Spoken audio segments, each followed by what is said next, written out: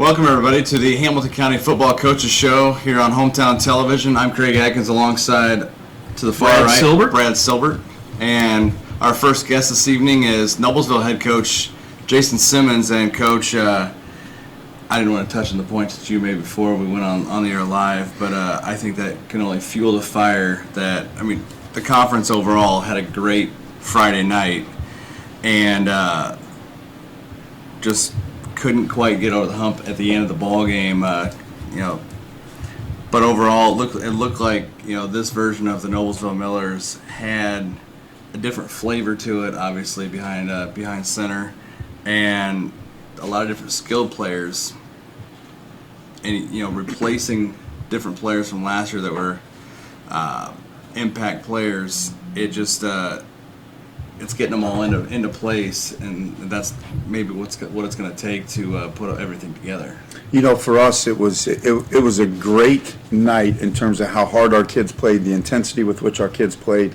We were really proud with the effort that our kids had. For us, we were in position to make plays, and we just didn't make them. And some of that is just that's an area that we have to grow and get better at, and some of it is we played a daggone good football team. Yeah. When you look at Lawrence North and what they're capable of offensively, they had a couple of home run hitters. They were really big up front, and we knew that. Our goal was to keep them in front of us.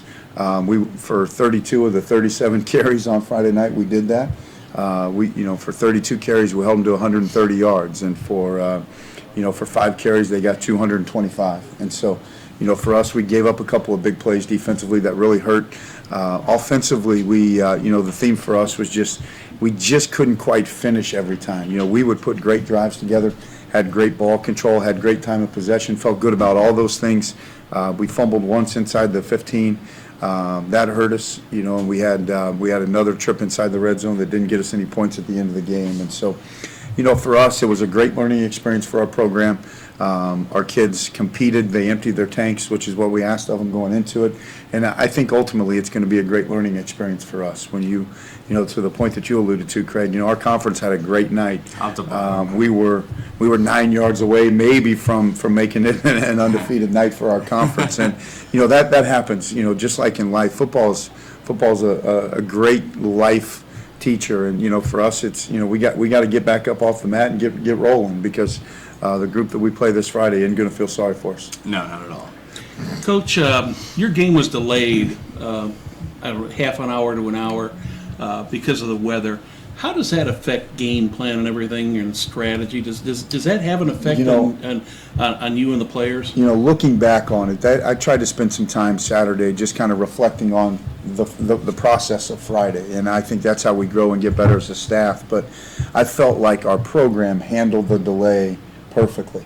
Our kids, we got our kids out of their pads. The locker rooms at Lawrence North were really hot. So we got our kids out of the locker rooms as much as we could with the limited space that we had.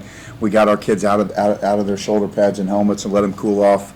We had food for them. We had some oranges, and we had some we had some snack food, and then we also had water for them. And so for us, we just hit the reset button. I felt like our coaches handled it really well. I felt like our training staff was great, and I felt like our kids, most importantly, handled that delay perfect. We came out really ready to play. And so for starting, an hour later and having to adjust the pregame schedule, we had our kids handled that delay well. And it's kind of tough, like you faced. And you knew coming in that they were going to be the rushing team that they are, just like they were last year. And they had a three-headed monster with McKellar, and there were a couple others that had an impact on last year's basketball score on turf at Harris Chevrolet Field. And you knew the tough task was at hand, and it's almost like you did what you could, but like you said, contain them 32 carries, 130, but then there were 5 for 225 that kind of just hampered it. Yeah, I felt like we had a great defensive game plan going into it. I felt like our defensive staff, with Adam Metzler being our defense coordinator and our other defensive coaches, did a great job getting our kids in positions. And again, we were a small bit here or there away from making tackles that would have been 4-yard gains instead of 75 or 8-yard gains instead of 65, and so for that, it was a great learning experience for us, and our kids will be better for it.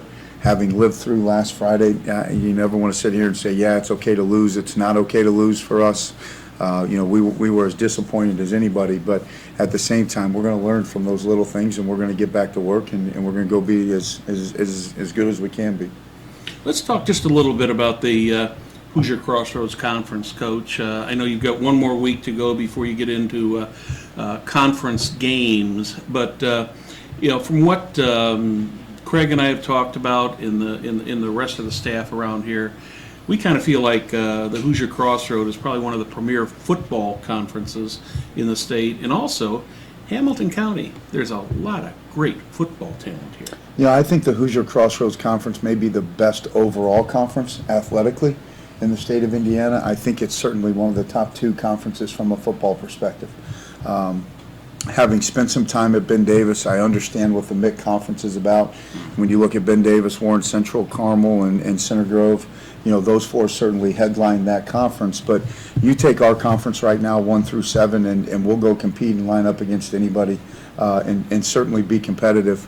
Hamilton Southeastern went undefeated in our conference a year ago, and that is a tough task.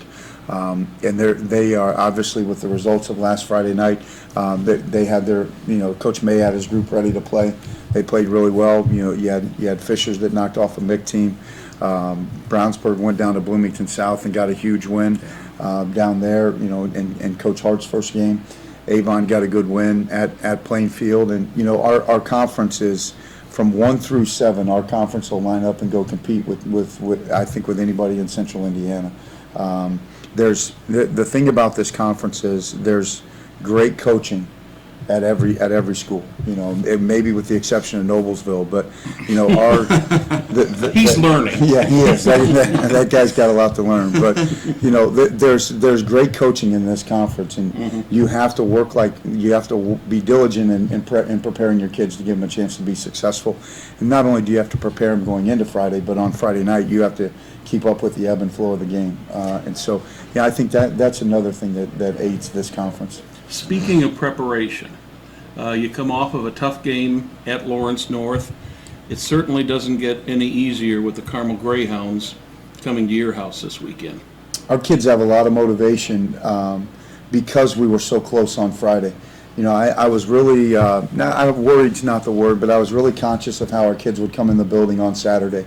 Our kids came in and got right to work, and so for us that shows that our program is heading in the right direction.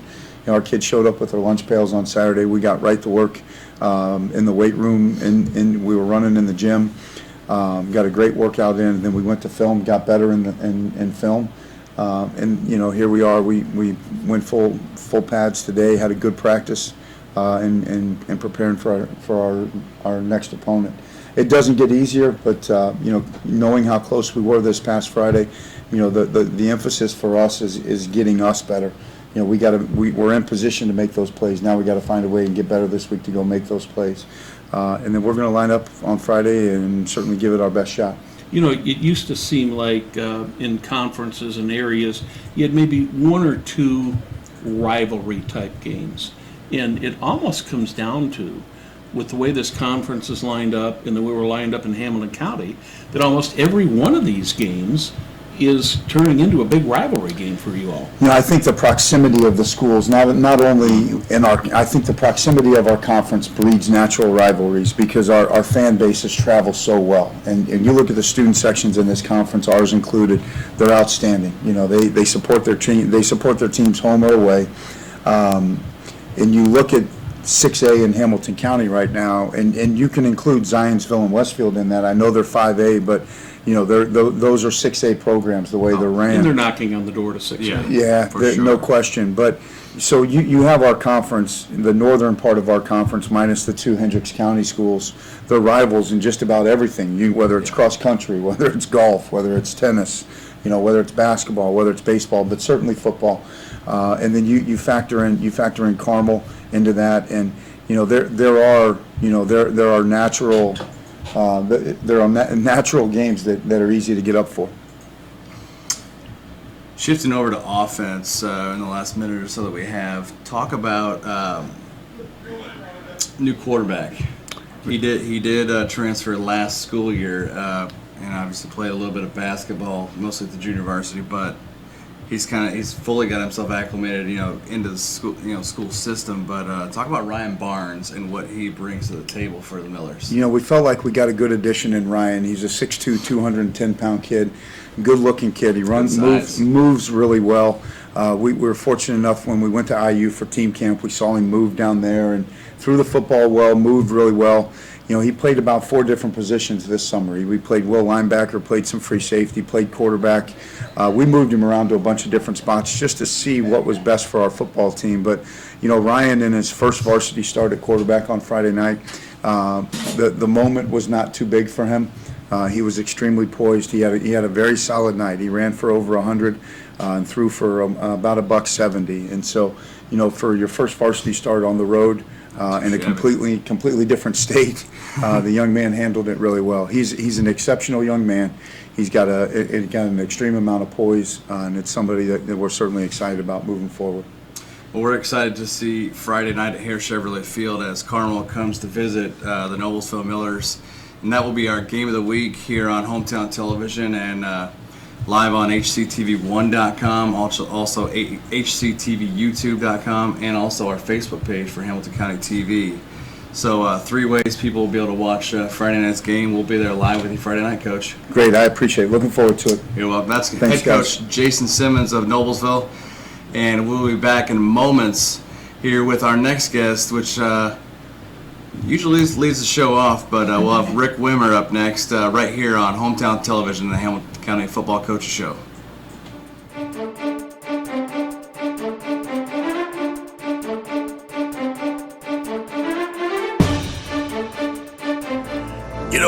When Margaret and I decided to sell the old estate here, we had only one choice in signage: Logan Street signs and banners.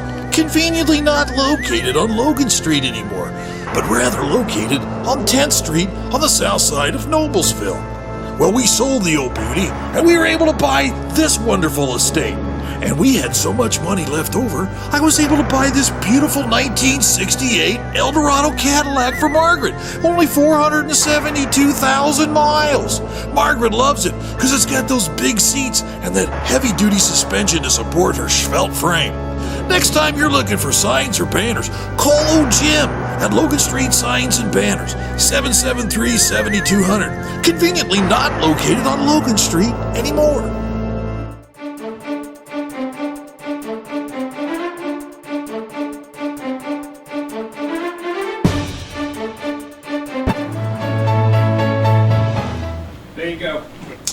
And we're back once again here on the Hamilton County Football Coaches Show. Craig Atkins alongside Brad Silbert, and our next guest here is Fisher's head coach Rick Wimmer. And Coach, I'm gonna be honest. We tried while we were at Guerin Catholic for the Guerin Martinsville game, all over Twitter Friday night, and we weren't seeing anything but a first quarter 7-0 Fisher's lead until the end of the ball game. So we're trying to track down your score the whole night. It's a good thing we saw what we saw when the final came out.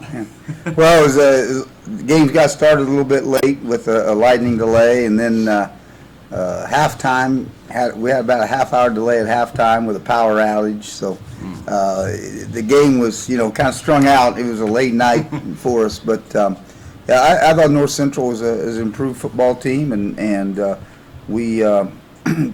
We're playing a lot of young guys. We had some injuries going into the game, and had to, make some played some young guys in the game. I was very pleased with the way our guys, at least the effort of our guys. I mean, we've obviously got some things to work on and get better at, but I thought our guys played hard. I played with some emotion, played physical, and we've got to correct some mistakes. But it's always good to come out with a win, especially on the road.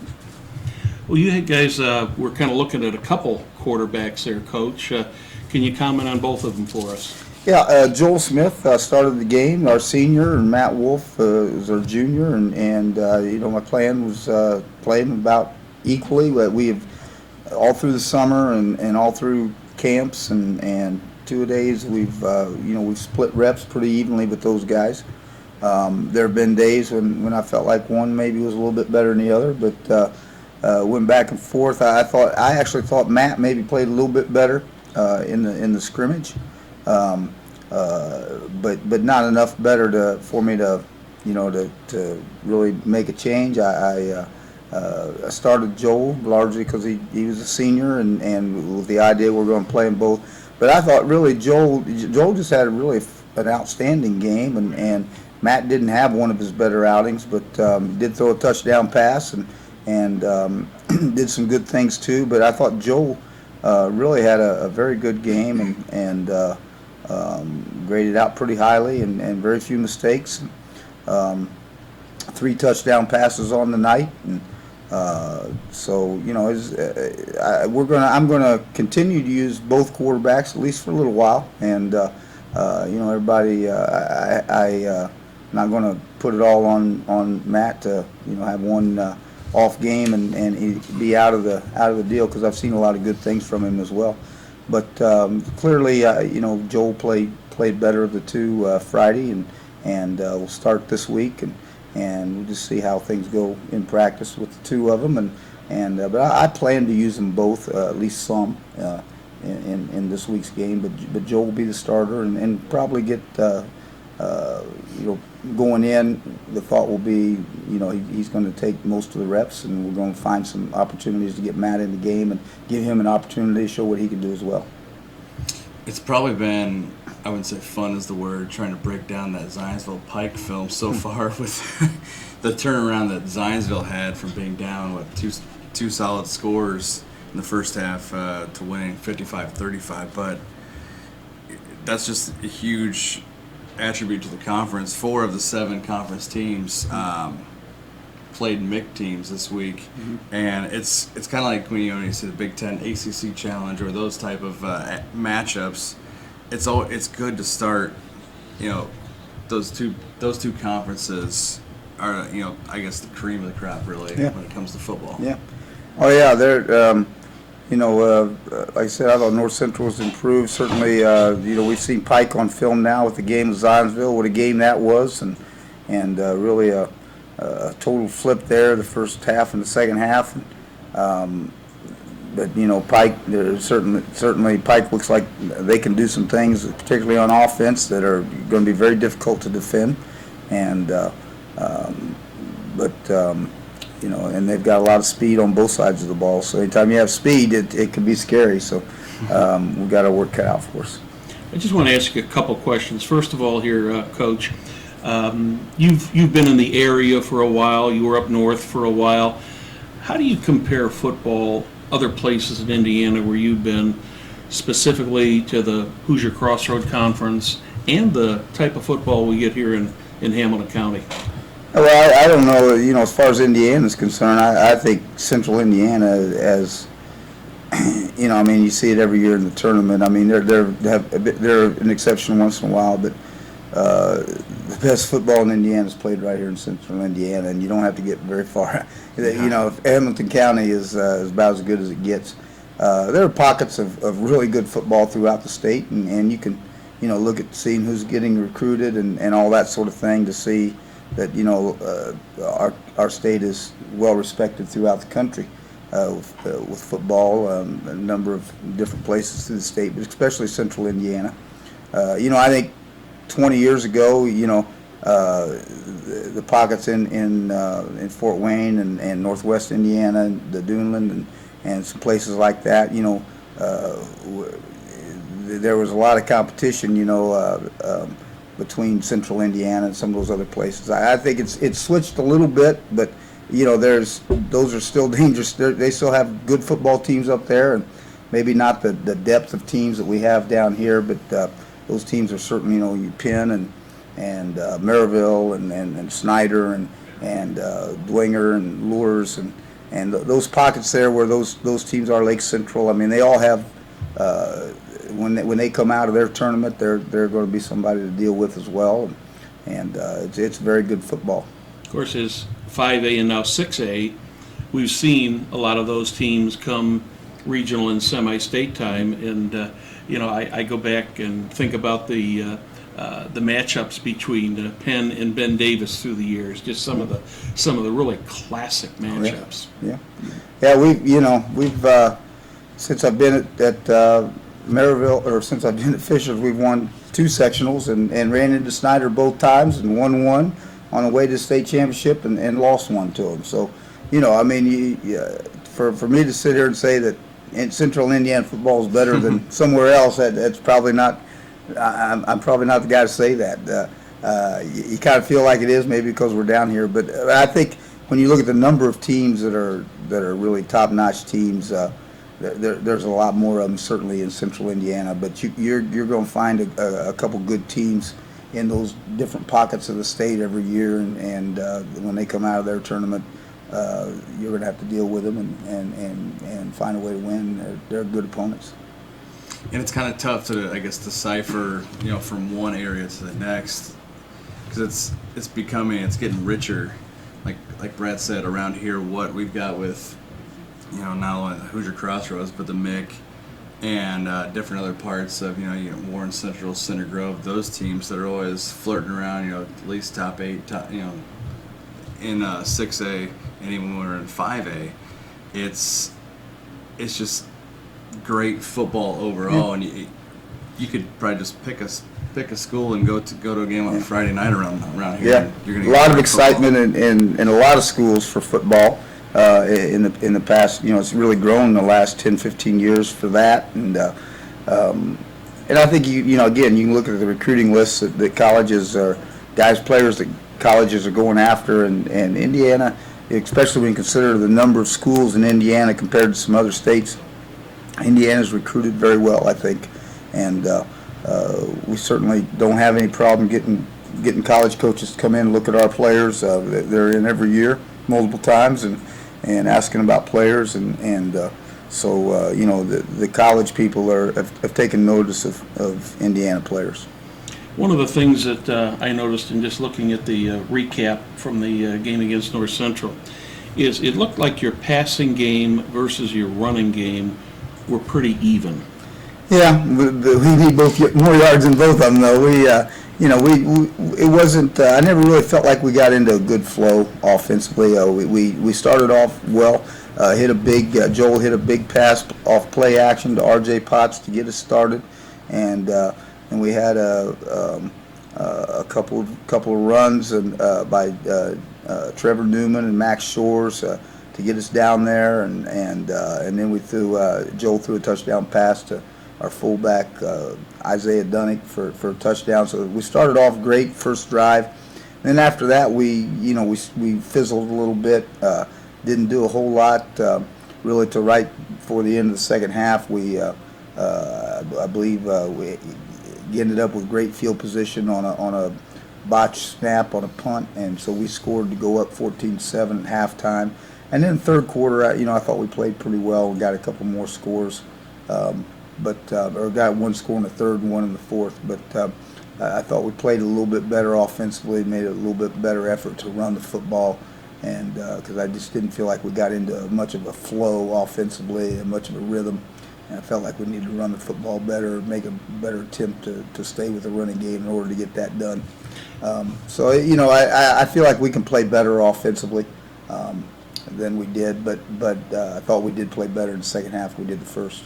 Did the weather and the delays, did that have an effect on your team? I don't think so. I think our kids responded to that pretty well, and it just made it a little bit later night. But I think we came out second half, when the second half did finally get started. I thought we started strong, and so I don't see how that hurt us at all. I guess like Coach Simmons said a few minutes ago, you kind of, with the delays, you have to kind of adjust your schedules, or make adjustments accordingly, and get the kids more water or whatever it takes. Just do things. Like he said, they took their pads off and kind of cooled off, and you kind of have to make it so the kids are comfortable and everything like that. Yeah, I think it's important to try to keep the kids informed on what's being talked about, how much time we're talking about, so they can kind of get right in their own heads, and then as coaches we have to kind of work with that time frame too, and rev it up a little bit as we get close to that time, and just, not just sit around and wait, but try to use the time productively and talk about some things that we need to do, and I think it's what we tried to do. Coach, we've run out of time in our segment, but we appreciate you joining us this evening, and I'm sure you enjoyed the pre-show meal. Always Yeah, appreciate it. We'd like to thank our friends at Greek's Pizzeria here in Noblesville. They're located at 10th and Cherry Streets, and you can give them a call at 773-4444, dining, carry-out, or delivery. And we'll be back in moments with another coach here on the Hamilton County Football Coaches Show on Hometown Television.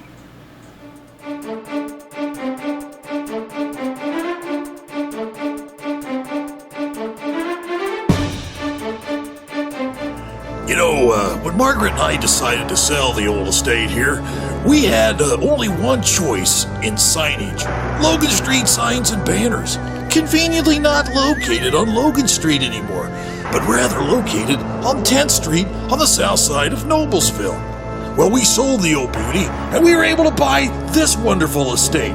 And we had so much money left over, I was able to buy this beautiful 1968 Eldorado Cadillac for Margaret. Only 472,000 miles.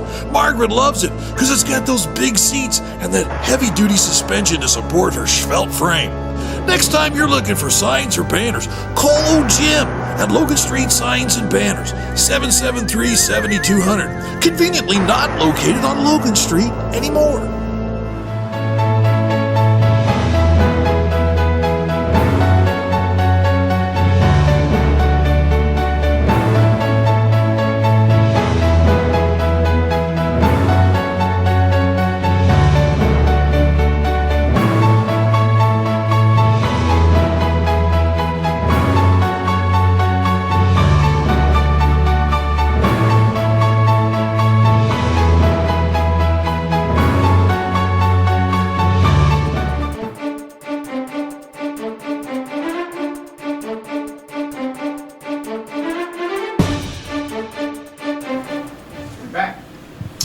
We're back on the Hamilton County Football Coaches Show. Craig Atkins with Brad Silbert, and our guest this segment is Guerin Catholic head coach Tom Dilley. And Coach, we were pleased to be in attendance and broadcast your game Friday night, and despite it being, the weather started out to be, it turned out to be a gorgeous night for football. It did early on, warm-ups. It was a little bit interesting. Weather I was think that 7:30 start kind of helped you helped. guys out a little that bit. helped, yeah. and things were moving from the wrong direction, and it was just kind of weird. But it cleared up. And the field was good, and so it was good to get the season started. Well, you're the first coach we've talked to tonight whose game was not delayed either Oh, really? to start or at halftime or both. Yeah, well, that's always nice too. That some of those games can get interesting when you have to get up and shut it down and get up again and shut it down. That's difficult to do sometimes. Yeah.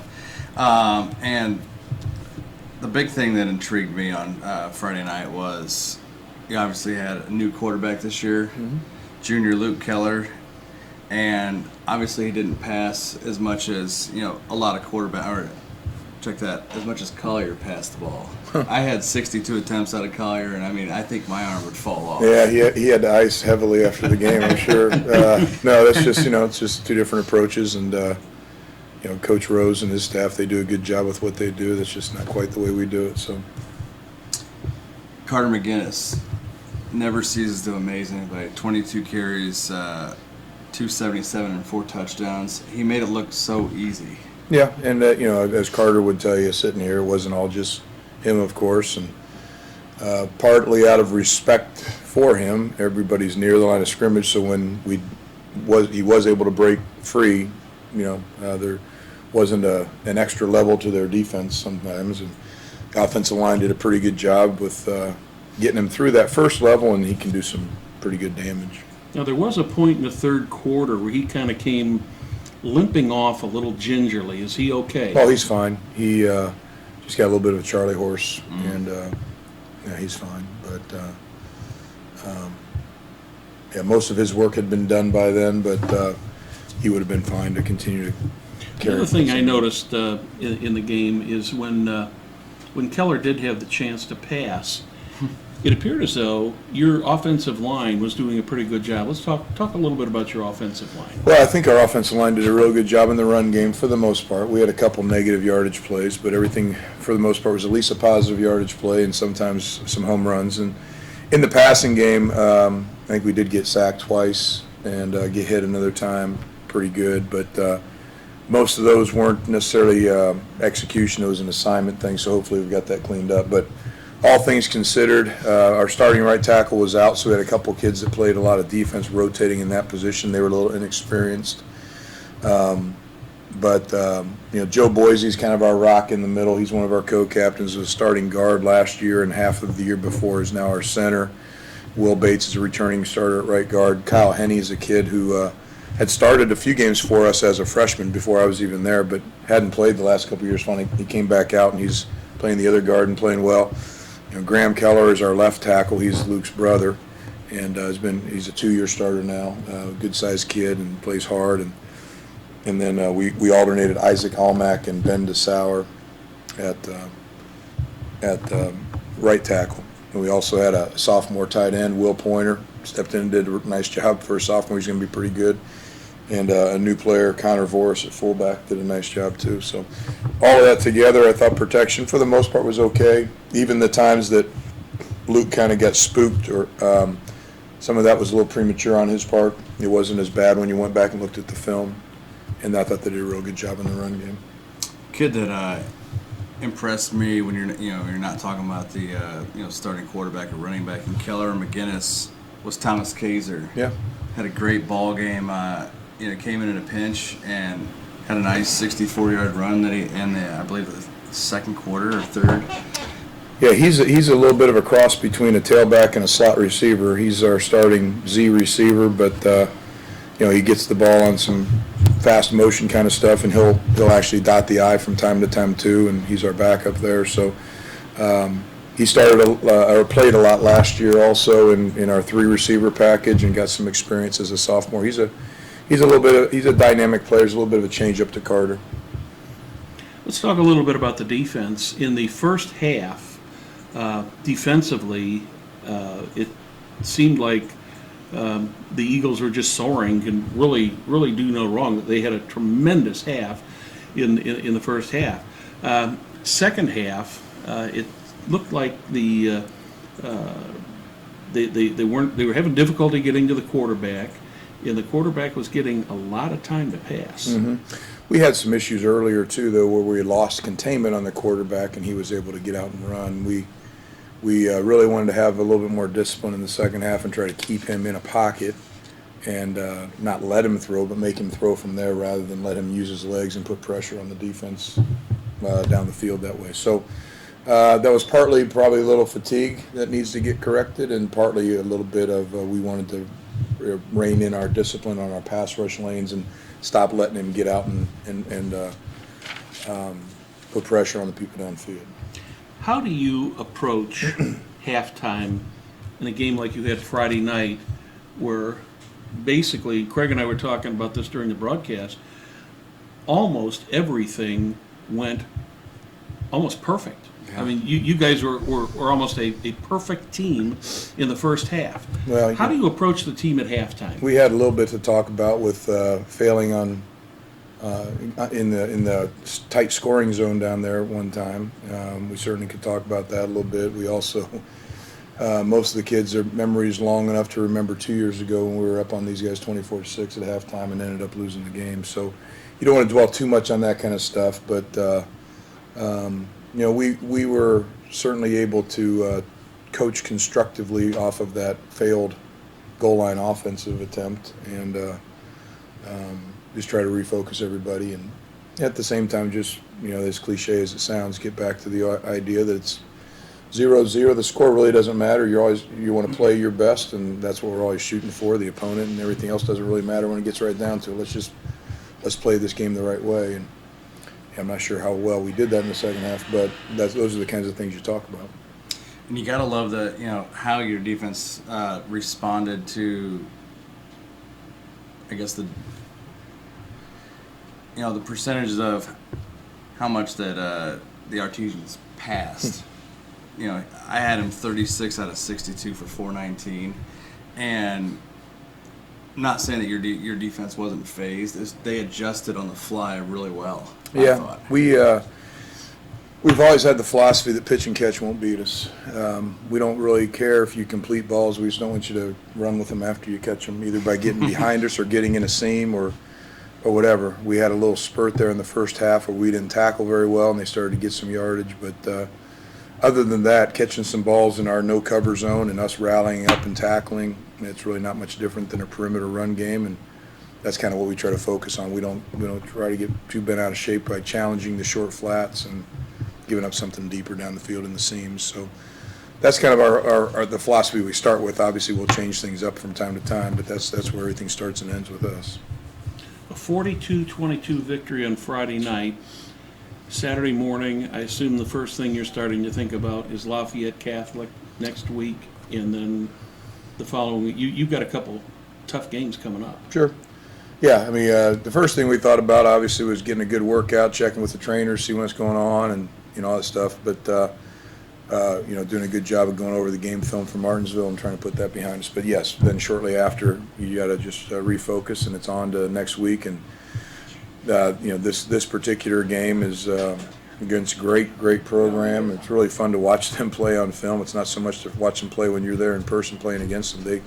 I just love the way Coach O'Shea has that team, the way those guys play. They play the right way, and it's a real credit to those players and the coaches, the culture, and just every year the kids kind of look the same. They just keep flying. Your schedule does not get any easier. There's no give for the whole season. Yeah, we have some challenges, but that's the way it ought to be, really. And we try to treat everyone the same, and we're going to focus on this game, not worry about what's down the road. And once this one's over, we'll focus on the next one. Well, this is kind of like what Craig and I say. Welcome to Hamilton County football. Yeah, there you go. It's a challenge every week. Sure. No, we've enjoyed our schedule the last 2 years, and we're looking forward to going through each week this year. This is the first full football season of the new Circle City Conference, and involves Guerin Catholic, Brebeuf Jesuit, Chittard, and Roncalli. And obviously they're all on your schedule because of that. But just the traditions of all of those programs, I mean, just makes one heck of a schedule. Yeah, it's interesting. And of course with Bishop Chittard and Brebeuf, they're also in our sectional. So it's real interesting towards the end of the year that you're playing some really good teams, and then you could very easily play one or both of them again, maybe, if you're fortunate. So, yeah, it's always interesting, but, that's the way it's laid out in front of us, and we're excited about the opportunity. I've got a comment about your 12th man out there. Your fans are fantastic. Aren't they fun? They are just absolutely great. And I was talking to your athletic staff the other night before the game and said, okay, who's going to donate and double the stands because you need more space out here. In 13 years as a school, you guys Growing a fan base. I mean, yeah, you guys are making the model. It's pretty remarkable, and it's pretty remarkable. Not only the number of people who come every week, and it doesn't matter who we're playing. They're there, and they're vocal, and they're positive, and they're all fun. We just finished off a nice tailgate area where you walk in, which is going to make it even better because that was a lot of construction there for a while. The renovation to the stadium a couple years ago, we put in a lot of seating mounds outside of the bleachers. So if you brought that up about the money to build new bleachers, I'm sure that's where our president would go. So everybody bring a blanket and sit on the hills, which is cool too. But that's why they're there. So. No, I agree with you. They are amazing. They do a great job. They're awesome in basketball. They're awesome in other sports too. And our student section it deserves the reputation they have as one of the best in the state. Sounds good. And Coach, we wish you guys good luck when you head to Lafayette Friday to face Central Catholic, and hope we're talking about win number 2 on Monday. I just as we always say, and we just want to play our best football game, and we'll take whatever happens. But need a great week of preparation. They're a great program. We're really looking forward to this. It's going to be exciting. Sounds good. That's Guerin Catholic head coach Tom Dilley. And we will take a quick break here on the Hamilton County Football Coaches Show and be back with another coach here in just moments on Hometown Television.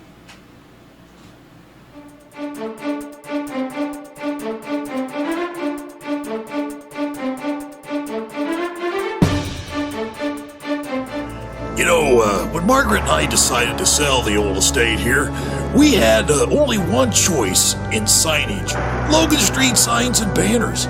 Conveniently not located on Logan Street anymore, but rather located on 10th Street on the south side of Noblesville. Well, we sold the old beauty, and we were able to buy this wonderful estate. And we had so much money left over, I was able to buy this beautiful 1968 Eldorado Cadillac for Margaret. Only 472,000 miles. Margaret loves it because it's got those big seats and that heavy-duty suspension to support her svelte frame. Next time you're looking for signs or banners, call old Jim at Logan Street Signs and Banners, 773-7200. Conveniently not located on Logan Street anymore.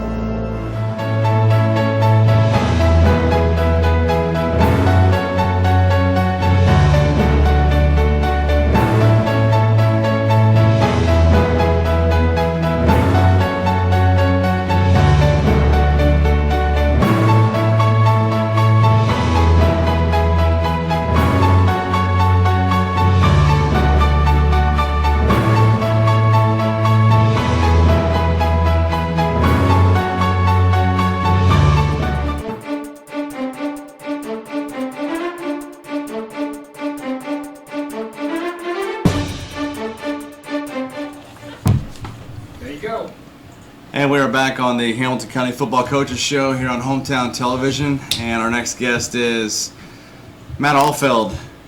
Are you labeled as the defensive coordinator? Defensive coordinator, yes. And obviously, we'll start right off. Southeastern comes out with a 27-21, kind of a nail-biting win toward the end at Carmel. Huge win on the road at Greyhound Stadium. And defense was the name of the game down the stretch. Yeah, I mean, we did a good job, I think, in a lot of facets of the game. With it being week one, obviously it can get sloppy in spots, and there are definitely things on film and throughout the course of the game that we're going to work to correct. But really proud of our kids' efforts, and it's always good to open up the season with a win. And wins against Carmel, and especially at Carmel, for most programs in the state are going to be few and far between. Right. So with such a great program there and all their history. So for us to go out there and get a win in week one against them was big. You mentioned the defense. I was very proud of the way the defense came out. Forced a 3-and-out right out of the gates, and actually forced punts on 6 of their first 7 possessions, and that went well into the third quarter. So they pieced together some drives on us, but we were able to get them off the field. And I was just proud of the adjustments that we were able to make during the game with the kids. The kids did a really nice job responding to some of the things we were seeing, and they flew around and did a really nice job. So it was a good win. Let's take you out of your comfort zone here just for a second, first, Coach, and talk a little bit about the Royals. Now, over the past year, you guys lost some tremendous talent. You lost a great quarterback, you lost receivers, you lost running backs in that. First of all, let's talk about on the offensive side. Who stepped up and what's happening there? I mean, the one that comes to mind right away, 2 really come to mind. Number one, Adam Mullet, quarterback that's been running our JV for the past couple of years, and has been behind some very good quarterbacks for us. We had Carter Pori and Adam was in the reserve role, but Adam came out in his first varsity start and I think did a really great job. Had one little turnover earlier on in the first quarter, but really responded nicely from that. Distributed the ball well, and did a really nice job running our offense. So for Adam's first start, I thought he did a fantastic job. And then you've got Jackson Sweeney, who was playing defensive back for us at this time last year and working in a little bit as a slot receiver on the offense and as an H-back, came out and shared the bulk of or took the bulk of our carries as running back. For 139 yards and 15 carries. Yeah, so Jackson did a really nice job. Smaller kid, but he's a little bit more powerful than I think people gave him credit for. Finished a couple runs really nicely on the goal line, and he's a kid with a little bit of scoot. You know, if he can get the edge on you, he can turn it into a big play in a hurry. So Jackson did a really nice job. So, you know, and that's just kind of our MO is next man up, and historically we've had kids do a really nice job coming in and stepping up for us. And those two definitely come to mind as two that definitely did on Friday. Same thing on defense for you. I mean, we got most of our secondary is back, which is good. Will Darlington is a kid that stepped up for us, I think, as a corner. Was in a reserve role last year and started on Friday night and did a really nice job. Inside linebackers, we've got Alec Jessup, who started midway through the season last year after the injury to Logan Holland, and continued to do a really nice job. We brought Zach Randall back in from the offensive side of the ball. He was running offensive line last year and battling a couple of injuries. He was our other starting inside linebacker. Logan Holland had an ACL and actually was out the entire year after the Carmel game. He was an inside linebacker. You know, and Logan graciously moved to outside linebacker, and we felt that got our best 11 on the field. And Logan's, you know, pound for pound, you know, one of, if not the strongest kids in our program, and he's anchoring us at the Sam linebacker spot now. So it's been a little bit of a change for Logan, but he's kept a really great attitude and gets better every day. So you know, Madison Norris keeps getting better. Johnny May, both returning starters from last year, continuing to get better. So you know, really excited about what that unit can do if we continue to clean things up and improve. That's why you gotta love that next man up mentality. No matter if it's, you know, you could have, you know, I don't want to say this, but, you know, 4 guys get injured. You've got 4 guys that just want to get in there and work that much harder and produce that much for you just because they know, hey, coach, I can do this. Well, and, you know, I don't recall going through a football season where you don't have some kind of adversity or somebody goes down or you have somebody, you know, you'll get kids every once in a while suspended or whatnot. And, you know, to be a quality program in 6A and in central Indiana, you know, you've got to have kids ready to go, and I think our kids step up to the challenge more often than not, and these kids have been waiting in the wings, and this is their time to shine, and, you know, Friday night came out and put on a good performance, and we've just got to keep the ball rolling now. Well, it's kind of like, you know, have a lot of schools or programs, or even getting to the higher levels, they have rebuilding years. It's kind of like regroup. Everybody regroup, and like you said, the best 11 get out there at that point in time, and that's a great thing, you know. There are a lot of guys who want to get out there, and then you find the guys who are going to get out there and do it. Yeah, and I think you know, I think our head coach, Coach May, has done a really nice job of really integrating our kids together as a team. And we do things in the off season with them. We'll play basketball with them. He'll take them whitewater rafting in the spring. The seniors will go. So they're pulling for each other and they're fighting for each other. So it really is about the team and not one man or, you know, your own statistics. It's about the unit. And I think that helps too when you do need somebody to step up. They're not only stepping up for themselves and for family members that might be watching them on the sidelines, but they're stepping up because they want to contribute and help the team. And when you've got that going, I think that's pretty special. Coach, one of the things that you know is so much different today from, of course, the days when I played many years ago, and even you know you guys played, is there's so many more things the team can do as a team. But even putting that aside, when the 1st of August rolls around and practice starts, things are different. This year, we've just had such strange weather for the first 3 weeks of August. How did that affect you guys? I mean, it's obviously going to be hard when you're getting tremendous amounts of heat, getting a lot of rain. You know, it's hard. We really haven't missed any practices, but there have been a lot of times, especially with the new rules, with you can't hold the true 2-a-days anymore, where you're 1 off, 2 on, you know, 1 off, so you're every other day. What's really been nice is having more opportunity to have a little bit of contact and team time during the summer. So we work on installing offense and defense throughout the summer, and by the time, you know, August rolls around, you're just kind of, you know, starting to get your contact in there and really your conditioning and but for the most part, offense and defense, as far as your sets and your things, it's pretty much in. You know, and with the weather, you know, this year it's been, like you said, it's been kind of crazy, but you know, it really hasn't affected us too much as far as missing time, and boy, having the fact that we get them in June and July for quite a few hours, that really does help.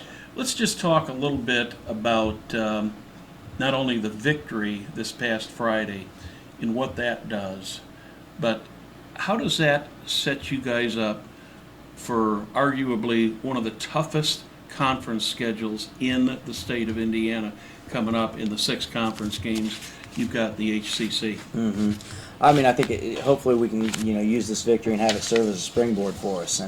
And confidence is a big thing. And if you can get some momentum and get on a roll, I think we did, with that Avon game last year, that kind of propelled us on, and then the big comeback against Fishers in that first game.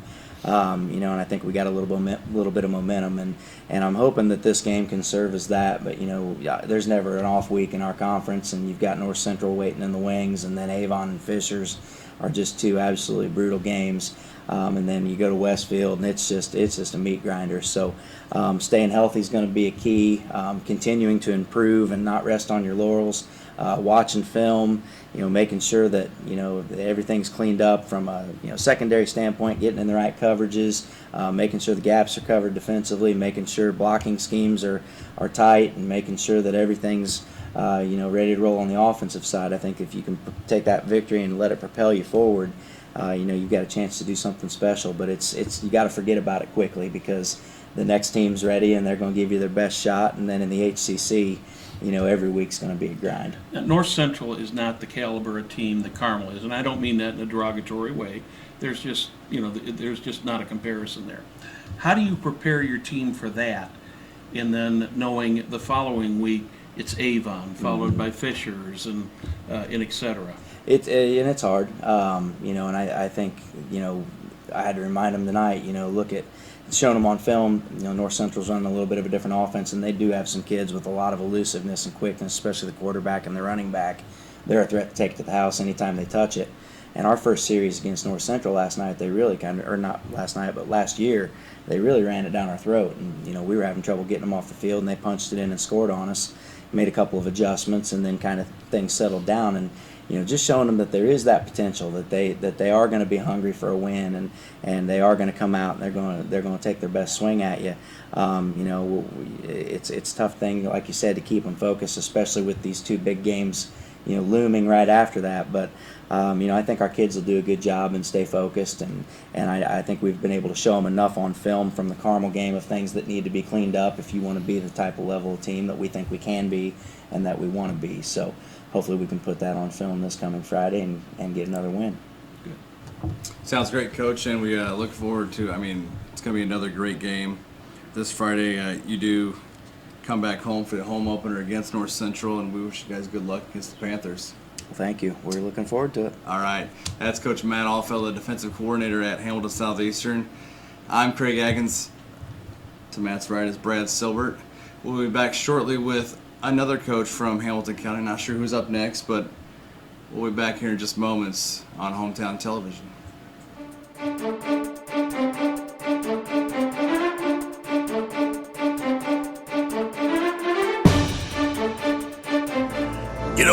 When Margaret and I decided to sell the old estate here, we had only one choice in signage: Logan Street signs and banners.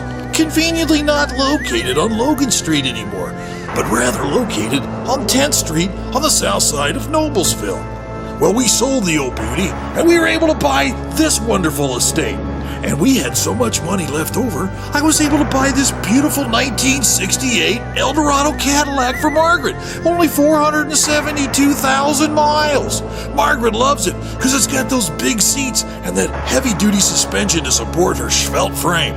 Next time you're looking for signs or banners, call old Jim at Logan Street Signs and Banners, 773-7200. Conveniently not located on Logan Street anymore.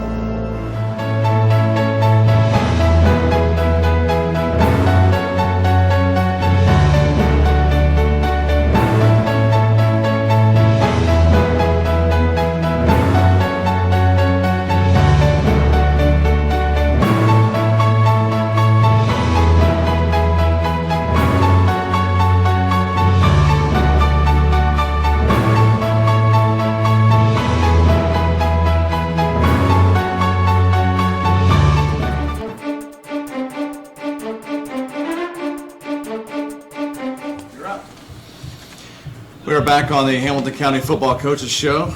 Craig Atkins alongside Brad Silbert, and joining us now is Hamilton Heights head coach Mitch Street. And Mitch, great win on Friday night against a solid Mount Vernon Marauder team. Yeah, it's one of those things. Those first games, you're kind of nervous a little bit as to what you are. And you know what you have, you know what you've worked with all summer and that type of stuff. But some of those new guys that are coming in, you never really know what you have until you see them doing it on a Friday night. And so, pretty pleased overall. I mean, I thought we came in a little sluggish. Didn't really get things rolling offensively. Kind of stalled out a couple drives where we had things we maybe could have, should have had, that type of stuff, and kind of let them have some longer drives, but were able to get some takeaways, and but then got it rolling there the second quarter and into the third quarter, and played pretty good football from there on out.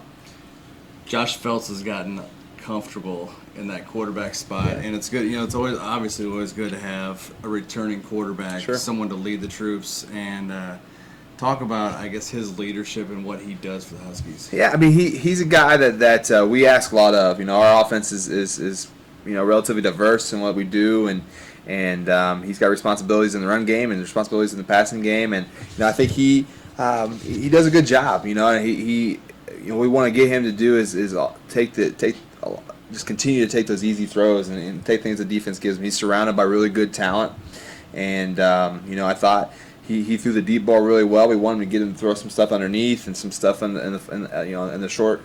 It's kind of the short and intermediate throws, but he's done a really nice job. He's had a good summer. He's continuing to progress, and that's what we want from him. The Marauders, history-wise, they've been a very, very solid program. Mm-hmm. They, of course, just across the county line from Hamilton County, from our schools, in that. How did you go about preparing for a team like the Huskies? Who, I mean, number one, how do you prepare the Huskies for the Marauders? Let me get the question right there, and especially knowing just how tough Mount Vernon can be on their own field. Sure. I think we played them last year there, and that was one of those games where kind of our old conference. We wanted to try to find some teams that were really tough, tough opponents, and were to the those perennial programs. And so in our old conference we played in, we didn't necessarily always have that. And it just so happens as we pick up some schools like we picked Noblesville a couple years ago and Mount Vernon a couple years ago. Our conference changes, and we have a lot of those perennial powers in our own conference. But it's tough, especially we kind of watched them on their film, and we had some film of them in the summer.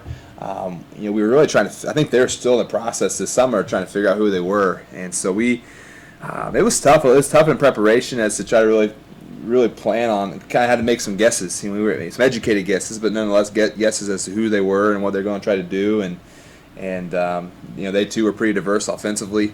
They had shown a couple different defenses this summer, and so we knew we placed what they placed in last year, and they showed that in the scrimmage. But it's kind of tough, really tough opponent. Like I said, they have been successful, and there's been different coaches that have come in since Coach Peacock really got it rolling there, and other guys before him as well. But it's tough. It's a game that you want to play early because you want to be tested, you want to be have to prepare, and you want your kids to have to be a little uncomfortable, and have that those situations come up early in the season. So it's a good opportunity for us to play a good football team.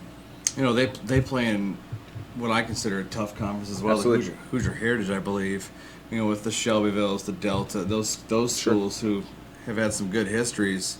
But just looking at the East and West divisions of the Hoosier Conference, taking a look at it, from what I can remember, 7 of the 10 teams have at least been to the state finals. Yeah, I mean that's the last 10 years. Recently, I think the last 10 years, at least 7. Looking at us, we have been, and Cass has been, and Tipton's been, Lafayette Catholic's been, and Cellular Central, and West Lafayette. So really, really good football teams, and it's definitely a huge test for us. And our conference schedule is really tough as well. So it's really not a week off for us, which is good. You kind of you want those games you got to prepare for. You want your kids to always be on edge and always focused, but at the same time, it's challenging too. It definitely has its positive and negatives, I suppose.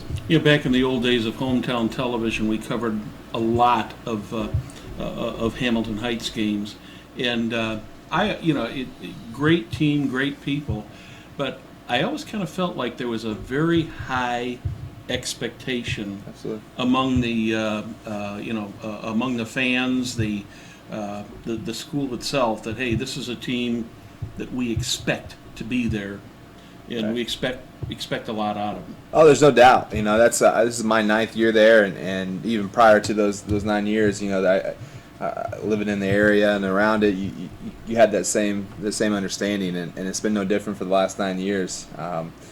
We've been fortunate. We've had a lot of success, but we haven't always reached the ultimate goal, which our community always has. And that's getting to the state championship, or at least being in the conversation. Down the stretch, and we've had a couple good years. We lost to some teams which have made deep runs. We lost to West Lafayette last year. Who was in the 3A state championship and played them well in the tournament, but didn't win. And that definitely is it's a good problem to have. I'd rather be at a school like that any day that has those high expectations, but. It's good to have that community support, but at the same time, it's also good to have that that expectation of excellence, and wanting to push towards that. So, Well, I think the overall sports program at Hamilton Heights, and in my opinion, to kind of coin a phrase, I think in a lot of cases it's probably one of the best kept secrets in Hamilton County. Sure. Because of the fact that you guys, conference-wise, in most of your games, are against teams that are outside of the county. right. And in that, and as Craig was saying, looking at the conference, there's no slouch games there. No, I mean, absolutely. it's all tough games, and I know people who live in Cicero and Arcadia who are just, if you say, "What are you doing Friday night?" What do you mean? What am I doing Friday night? There's a ball game Friday night. That's Right. where I'm going to be Yeah. Friday night. Yeah. And not only if they're playing there in Arcadia, but it seems like you guys have always had a good following when they've gone on the road too. Yeah, and that's there's a lot of truth to that. I mean, we very rare. I've been, like I said, 9 years I've coached here. I don't know that I've been to a game where we haven't filled an away homestand. And we were packed. From standing room only on Friday night, and it's great to have that support. Our kids, know they're part of something special. Like I said, we've had a lot of success for the last 20 years really, and that program has really taken off, and it's good to be a part of that. But it's also, like I said, with that support comes an expectation that you need to perform. And we hold our kids to a high standard, and want to continue to strive towards reaching our ultimate goals, and that's winning championships and doing those things. And that's what the community has come to expect in football, but it's really transcended into other sports as well, like you said, and whether it's basketball or softball or baseball or whatever the case might be. I mean, we've been fortunate to have success, and we have great kids and great support, and that's always a good combination. You were earlier, we were talking about the offensive side. Yeah. Now, you did give up 27 points Friday night. Talk about the offense, or rather the defense, I'm sorry. Yeah, I thought they ran a lot of plays. I think they were, we've always kind of been defensively a bend don't break type of defense, and we'll give up some things in order to be sound in the run game and not give up big plays. And they took advantage of that. I thought we had some timely turnovers in the first half, and we were up 27-7 late in the start of the fourth quarter, and we unfortunately started dealing with some cramping issues with some of our starters, and that led to some twos coming in who played pretty well overall, but they gave up some things late, and we gave up 2 scores in the last 4 minutes, which is not ideal. That's not what you want. You don't want to be able to put put the game back in reach, but overall I thought we did some good things, but there was so much to improve on. Week one you like I said, you just have. There's just so much you have to get better at, and your kids got to stay focused on. Even if you come out and you win, I mean, there's so many things that you have to work on. And I thought defensively we had some guys who played really good football, but I also think they did some good things against us. And that's the great thing about our schedule now too, is that you get exposed. And it's good to get exposed throughout the season. Each way you fix something, and somebody else finds something else that you got to work on. And so long as you're willing to make those changes and make those steps and those transitions or whatever the case might be, it's good for you. And I think we saw some things this week that we have to improve on for next week. And it's our schedule gives us a gift in that regard. So very very pleased overall how we played, but definitely have a lot of room for growth. Final thing here before we wrap up. big game. I mean, it's kind of a program game. Your kids get to go play at Lucas Oil Stadium Friday night. Yeah. It's going to be an 8:30-ish. Might Sure. be a little later because I believe there's a 6 o'clock game as well. But you'll be playing the Kokomo Wildcats. Just a great opportunity to go play on the turf of the Colts. Sure, we haven't. Nobody in our program has played there this year. I mean, we have coaches. It's been a 4-year stretch since we played there. So definitely a fun opportunity for our kids. You know, we have 95 kids. It's a huge amount of kids this year, which is the highest we've ever had, at least in my tenure there, and 20 plus more than we had last year.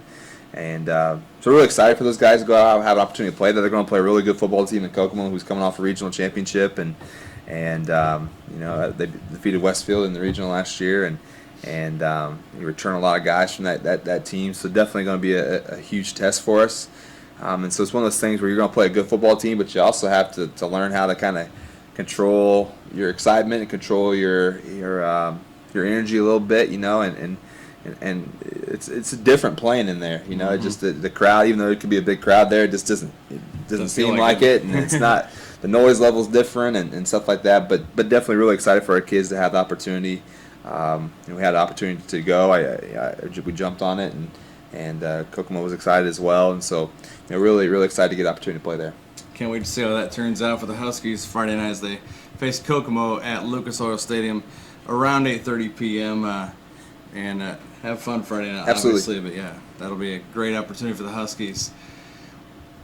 That's Coach Mitch Street of Hamilton Heights. I'm Craig Aggins. That's Brad Silbert to Mitch's right. We'll be back in moments with more of the Hamilton County Football Coaches Show right here on Hometown Television.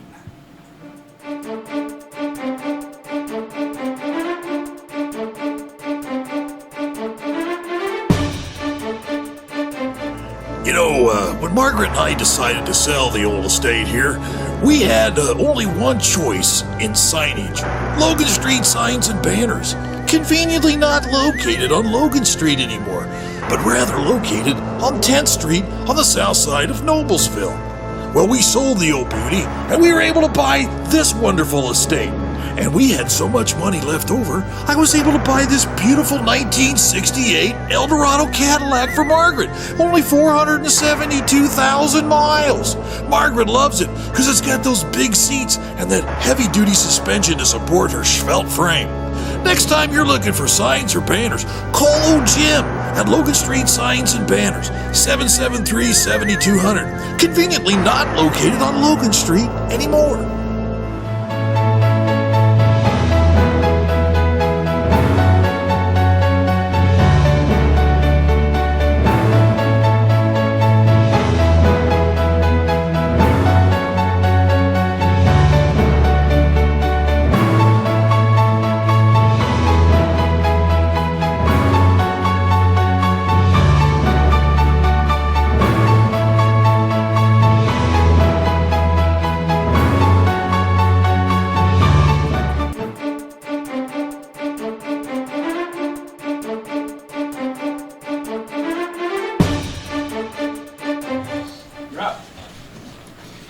And we're back here on the Hamilton County Football Coaches Show here on Hometown Television. Craig Atkins alongside Brad Silbert, and we're joined by Sheridan head coach Bud Wright. And Coach, tough one on Friday, dropped one to Western Boone, 15-12, kind of a back and forth nail-biting game.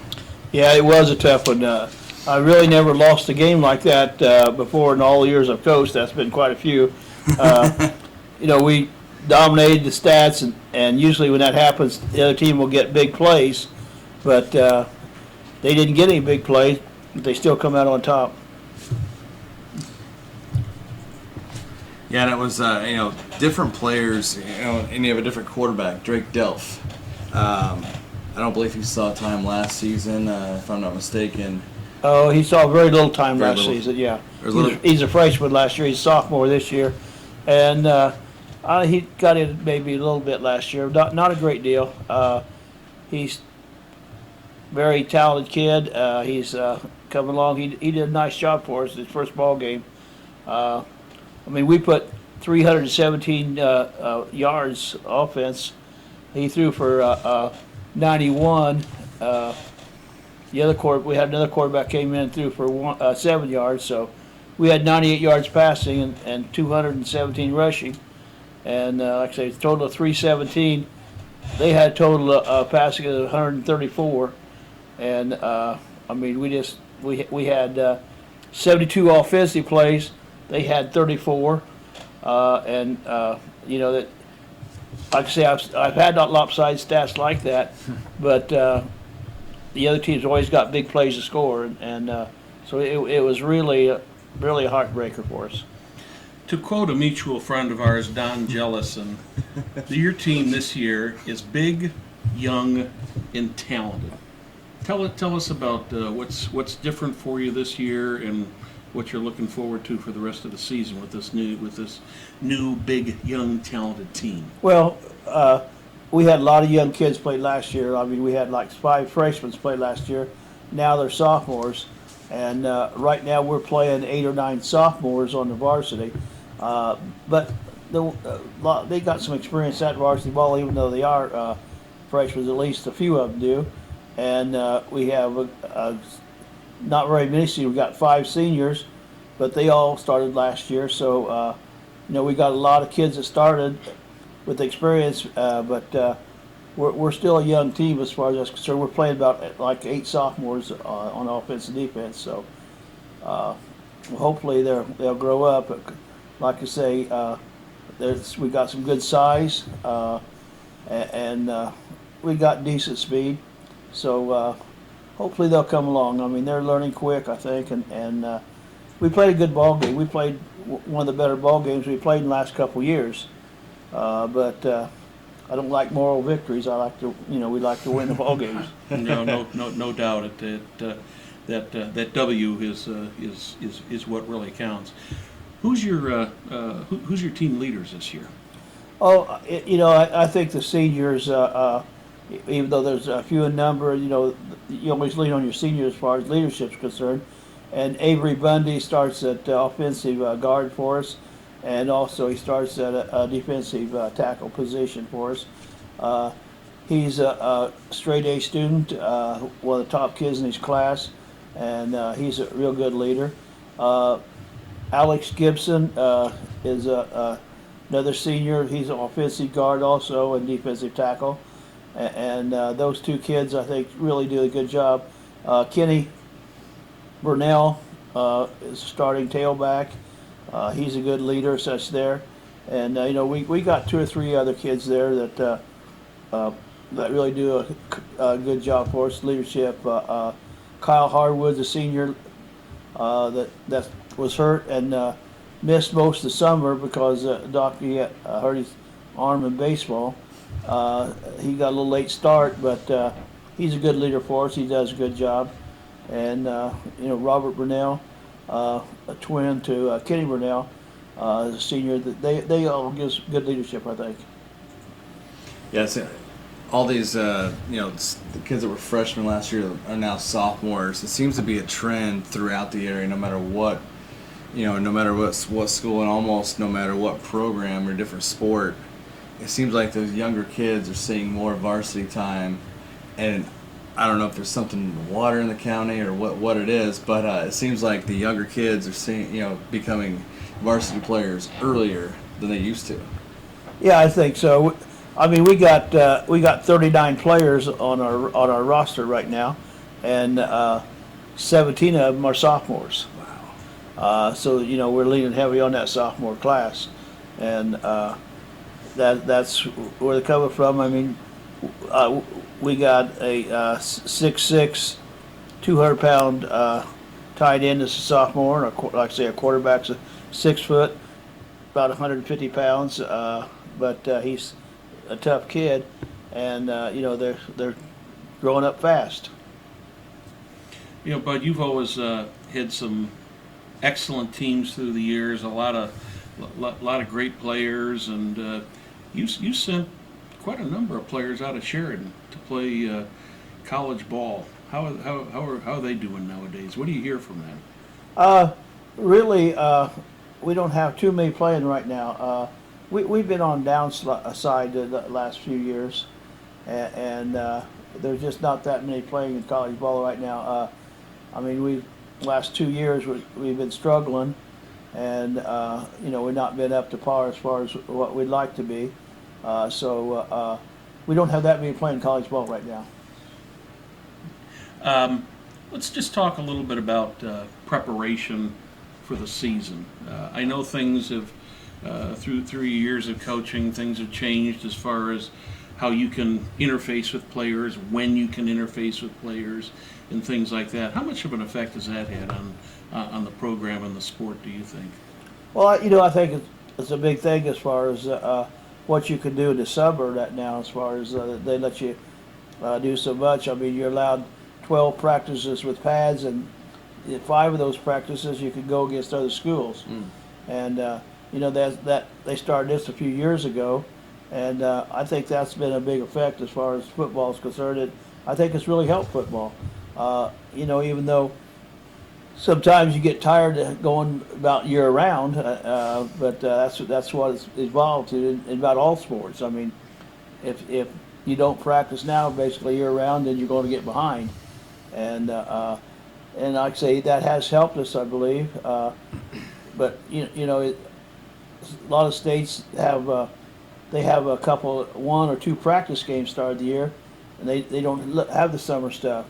And I might be better for that than I would, going summer. But it's one of those things. It's a year-round sport, and you got contact with these players year-round basically now. You led right to my next question. We have seen in other areas where they do a quote-unquote preseason type game, like you see in like you see in the pros. What is your thought on that? Do you like that concept? Do you think that's good, bad, or indifferent, or what's your feeling? I don't know. We got the scrimmage game, which is a controlled scrimmage now, and I think that's really helped. I think that it's an improvement over the jamboree, even though I think the old jamborees were very, very exciting. Oh yeah, they were fun. They were fun. Mm-hmm. But I think that the controlled scrimmage, I think the coaches get more out of that than they would as far as at the jamborees. So, I would kind of like to see them go, maybe start the season a couple of weeks earlier, and go to 1 or 2 practice games and not practice so much in the summertime. I think that might help. But when other sports go all summer, then I don't know whether that would take away kids or not doing things in summer. So you get both ways. Some like to go all summer, some don't, and it's one of those things. But yeah, I think what your question was, I wouldn't mind starting the season a couple of weeks earlier, laying out some of the summer stuff, and doing a game, 1 or 2 practice games. I think that'd be a great idea to get, I guess, experience against other schools, other than just practicing against yourselves for a while.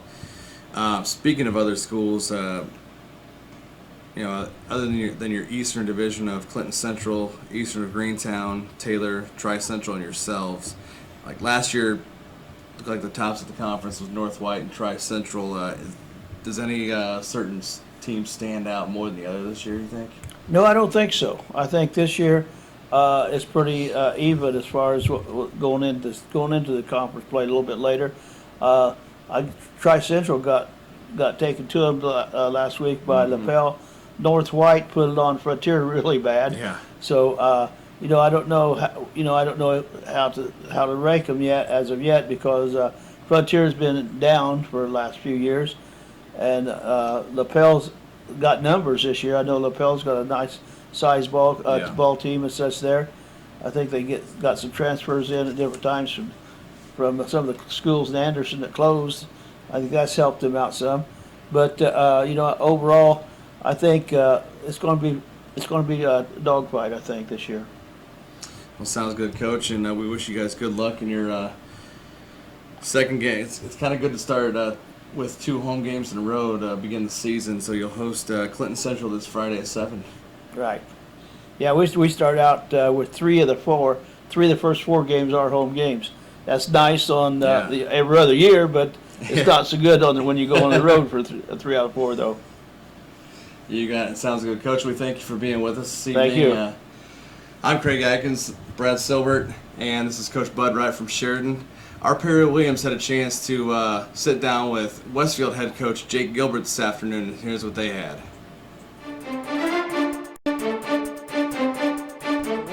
Perry Williams, and this is Hamilton County Coaches Show, and I have with me a guest is Jake Gilbert. Welcome, Jake. Thanks for having us. No problem. Let's talk a little bit about your game this past weekend against Lafayette Harrison, which is no stranger to you because with them being in the conference for so many years, and now they are no longer in the Hoosier Crossroad Conference, but you still continue to play them the first game of the season. Yeah, we see them week 1, and we've seen them in the sectional the last few years as well. Yeah, let's talk a little bit about that game. As far as the stats go, which it was that at halftime it was a 17-10 score. You were up. You scored in the first quarter, and then both teams scored 10 points in the second quarter. Want to talk a little bit about that? Yeah, I thought we played fine in the first half. They did a nice job. They threw a lot of different things at us that we hadn't seen, and so they got us off balance for a little while. They scored on kind of a fluke play. We felt like we were controlled for the first half. We gave up a fluke touchdown on a busted play, and then a couple holding penalties, killed some drives for us where we were in good field position. But we felt good about our first half, but we obviously needed to make some adjustments, and then I thought we did, and we came out and crushed it in the second half. Yeah, because that second half there, you came back and played very, very well the second half right from the start. And, of course, you've got a very good ground game. Why don't you talk a little bit about – because I think you used like 6 different backs, which is not unusual for Jake Gilbert football. He usually has a bunch of running backs. Well, we like to spread it around a little bit, but we had a lead late in the game. We were up 38-10, and so we were able to play a lot of kids too. But we think that that's our best position, probably our deepest position is running back, and we have different kinds of guys. We have a couple physical bull kids who run it really, really hard. We've got a fast guy, and then a couple other seniors who could get in there and help us out as well. So we really like our running backs, and we think that that's a strength of our team. They catch it well out of the backfield, they block well, and obviously we can hand the ball off to them as well. Let's talk a little bit about, because it's no secret to anybody, you lost a good quarterback in Pepio last year, but Anu Sweet stepped in there and is doing a fine job for you. Yeah, well, obviously we're going to miss Ryan. Watching him throw a football is a thing of beauty, but the team has been waiting for Andy Sweet too, just from a leadership standpoint. His class, they've been very excited, and he did a great job. He and Ryan were both excellent teammates to each other. They challenged each other. But now it's Andy's turn. Ryan had a great career here, and now it's Andy's turn. We're excited to see what he can do this year, and he just leads us. It's going to look different than what it did. That he and Ryan are strong in different ways, and we will base our offense kind of around what's best for Andy, and we're excited to have him. The one good thing about it is what I love about high school football is, each year you have a great group of seniors, and then those seniors are gone, but the following season you get to see those younger people step up and take that next step. Yeah, we can't wait to see what some of these guys do. Andy Sweet and Nate Freilich both played some varsity for us the last couple years, but this is their opportunity to really be starters and show what they can do, and they both played very well the other night. So we're excited about both of those guys. And the one thing that I noticed with Sweet in there, you pounded the ball, run, and then the third quarter there, he unleashed a 42-yard pass and you scored. So you can get some yards through the air. Sure.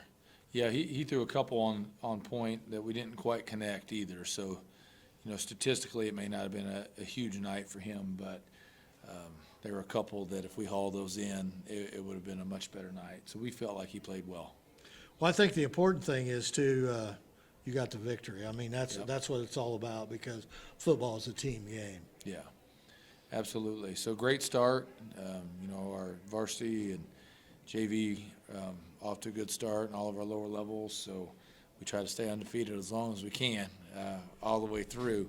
But yeah, we felt really good. I mean, that's a very well coached Harrison team. I think they do it right, and it's hard to beat those guys because their coaches, they don't make it easy on you. But we had just enough struggle in that second quarter where we had to overcome some adversity, but at the same time, we played pretty well overall. So we felt good about it. Coach, you want to talk a little bit about that offensive line, because obviously when you have a great running game, you also have to have very good blockers up front. Want to mention some of those kids? And Sure, yeah. We're pretty big up front, and that helps. Yeah, absolutely. We've got 6 guys that kind of played with the varsity the other night, and we rotated them around a little bit, and we were very happy with their performance. Matthew Robinson has been our left tackle. He's a junior in his first year, and he's got a heart the size of this room, and really, really wants to be a great player. Chad Ray was our left guard, and I would say he's been our most consistent offensive lineman so far from the summer and fall up to this point. He played some varsity last year, started a couple games, but he was kind of our 6th lineman last year, but he's been excellent. Spencer Stackra is our starting center. Spencer's a big kid, Illinois State commit. He's able to move a guy out of there, which helps. And our right guard, Austin Dollins, he's a 3-year starter at right guard for us. So we've got some experience there between Spencer and Austin that helps us on that right side and right up the gut. And then Joe Mara started the game at center Friday. He rotates. He's kind of our 6th lineman. He can play guard or tackle. And then our guard or center. And our right tackle is Gannon Asher, and he got his second career start Friday night, and he did really, really well. He's the smallest of the group, but he's again, just a great effort player and does a fantastic job. Uses very good technique. Sounds good. Coach, want to talk a little bit about that defense, because you had some fine defense this week, because you only gave up 17 points. So. Sure. Well, do many of the kids go both ways, or no, not really. A couple. Okay. A couple, but not many. We felt like we played pretty well defensively. They gave us some new things we hadn't prepared for, and were able to milk a little clock and get some first downs. So we didn't feel great about our defense performance, but it was good. It was better than 17 points. Again, the first touchdown we thought was kind of just a broken play, a fluke type of play that produced a real long touchdown pass. And they scored again late in the game when we had subbed and they got outside of us. So all in all, we felt like our defense played pretty well. We just gave up a couple big plays. All right. Well, I appreciate it, Coach. Thanks for taking time out of your busy schedule to do this. Got to get on to the other coaches and talk to them too. So we appreciate you taking time out of your schedule. Thank you. Thank you. Well, welcome. I'm Perry Williams, and this is